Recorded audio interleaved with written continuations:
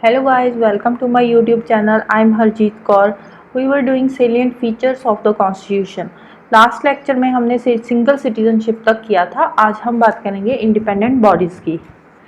जैसे कि Indian constitution में लेजिस्लेटिव, एग्जीक्यूटिव, जुडिशियल ऑर्गन्स है गवर्नमेंट के सेंट्रल और स्टेट लेवल पे, वैसे ही कुछ इंडिपेंडेंट बॉडीज़ भी है कॉन्स्टिट्यूशन में, लाइक इलेक्शन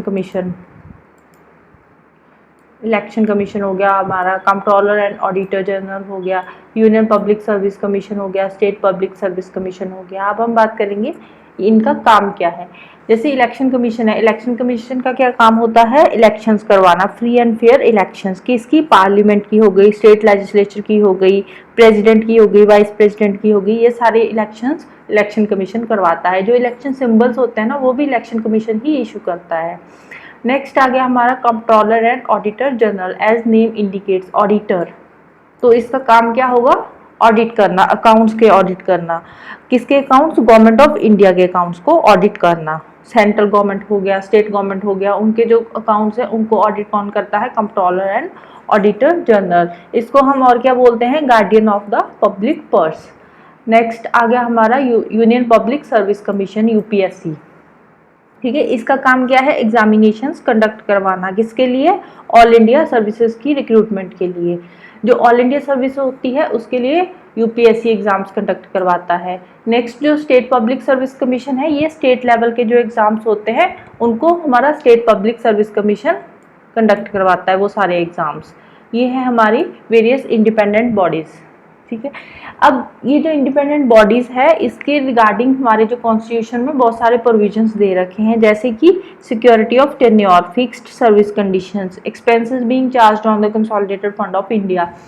ये जो इंडिपेंडेंट बॉडीज़ है इनका फिक्स होता है सर्विस कंडीशन, टेन्योर फिक्स होता है। लाइक ऐसे नहीं है कि जैसे लोकसभा में आते हैं मेंबर्स आते हैं या राज्यसभा के होते हैं, उनका होता है 5 साल के लिए आए या 6 साल के लिए आए, वैसा नहीं होता। इनका फिक्स होता है एक पर्टिकुलर एज तक, जैसे 62 के बाद ही इनको रिटायरमेंट मिलेगी, उससे पहले इनको हटाना या रिमूव करना बहुत ही मुश्किल होता है। जो इनकी सैलरी वगैरह आती है वो आती है हमारी कंसोलिडेटेड फंड ऑफ इंडिया से।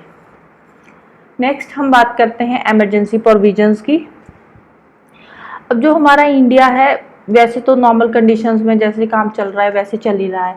जब इमरजेंसी आती है तो उस टाइम पे कोई भी इमरजेंसी हो जाए, एक्स्ट्रा ऑर्डिनरी सिचुएशन आती है, तो उस टाइम पे हमारी कंट्री एक हो जाती है, इमरजेंसी कंट्री में डिक्लेयर हो जाती है। उसके अंडर हमारी हमारा जो कॉन्स्टिट्यूशन है वो एक होकर काम करता है। ये इमरजेंसी हम क्यों लगाते हैं? To safeguard the sovereignty, unity, integrity and security के लिए हमारी कंट्री के।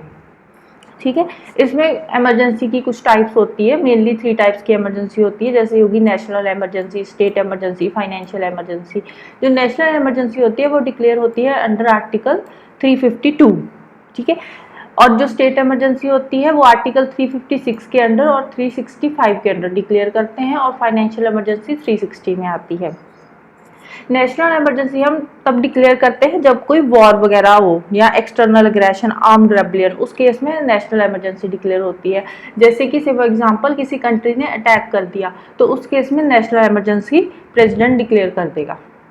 ठीक है, जो हमारी स्टेट इमरजेंसी है वो हमारी 2 आर्टिकल्स के अंडर आती है। इसमें क्या होता है? 356 में क्या होता है कि जैसे कि कॉन्स्टिट्यूशनल मशीनरी स्टेट की फेल हो गई, उस केस में under article 356 state emergency declare कर दी जाएगी। इसको हम प्रेसिडेंट रूल भी बोलते हैं, स्टेट इमरजेंसी को। ठीक है, और इन केस कोई भी स्टेट सेंटर की डायरेक्शन के अकॉर्डिंग काम नहीं कर रही तो उस केस में अंडर आर्टिकल 365 स्टेट में इमरजेंसी डिक्लेयर कर दी जाएगी।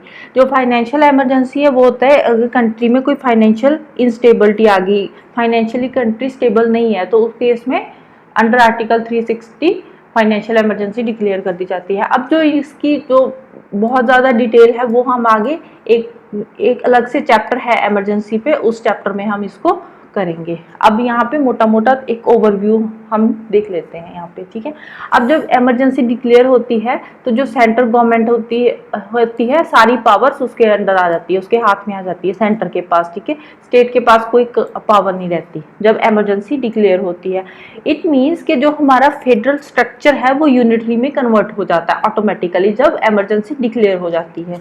ठीक है, जो नॉर्मल सर्कमस्टांसेस है उसमें हमारा जो पॉलिटिकल सिस्टम वो क्या है, फेडरल है, और जब इमरजेंसी डिक्लेयर होती है तो उस केस में यूनिटरी हो जाता है। ये हमारे इंडियन कॉन्स्टिट्यूशन का एक यूनिक फीचर है जो और कहीं भी कॉन्स्टिट्यूशन में नहीं है।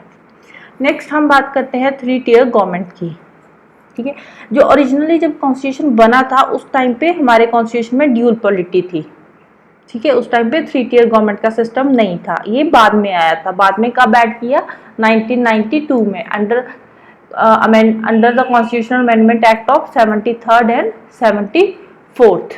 ठीक है, ये जो 3rd टियर गवर्नमेंट का ऐड किया है इसको बोलते हैं लोकल गवर्नमेंट्स। ठीक है, जैसे पंचायत हो गया, म्यूनिसिपैलिटीज हो गया, ये वाले हो गए।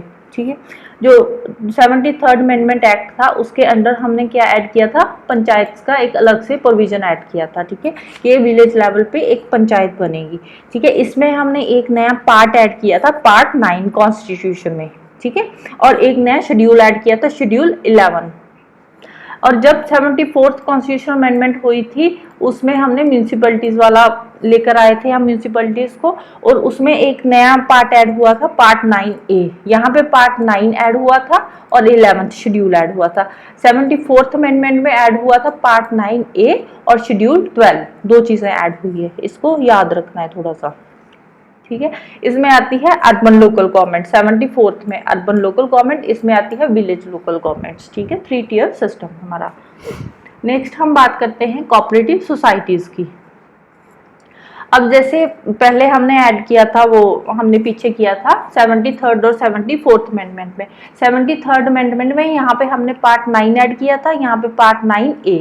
सिमिलरली जब कोऑपरेटिव सोसाइटीज बनी थी ना तो इसमें ऐड हुआ था पार्ट 9B। ठीक है, 9A और इसमें पार्ट 9B ऐड हुआ था हमारे कॉन्स्टिट्यूशन में। ठीक है, और ये कोऑपरेटिव सोसाइटीज 2011 में बनी थी 97th कॉन्स्टिट्यूशनल अमेंडमेंट एक्ट में। ठीक है, और इसमें कुछ चेंजेस किए गए थे कॉन्स्टिट्यूशन में और भी, लाइक आर्टिकल 19 में एक नया ऐड किया था क्लॉज, कौन सा था वो, right to form cooperative societies. इसको हमने फंडामेंटल राइट बना दिया था, आर्टिकल 19 फंडामेंटल राइट्स के अंदर आता है, तो इसमें right to form cooperative societies हमारा एक फंडामेंटल राइट बन गया अब।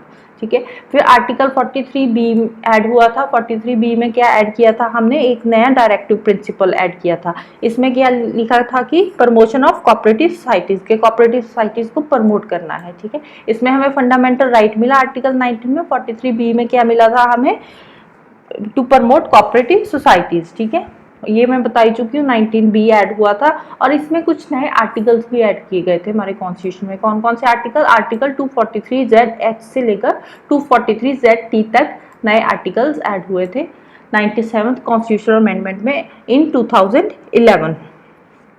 ठीक है, अब ये जो कोऑपरेटिव सोसाइटीज है ये मल्टी स्टेट सोसाइटीज है। ठीक है, इसमें पार्लियामेंट को पावर मिल गई, पार्लियामेंट मल्टी स्टेट लेवल पे कोऑपरेटिव सोसाइटीज बना सकता है, और जो स्टेट लेजिस्लेचर है वो स्टेट लेवल पे कोऑपरेटिव सोसाइटीज को एस्टैब्लिश कर सकता है। ये स्टेट के पास पावर है, और वो एक पार्लियामेंट के पास भी पावर है कि वो कोऑपरेटिव सोसाइटीज बना सकता है, पार्लियामेंट भी।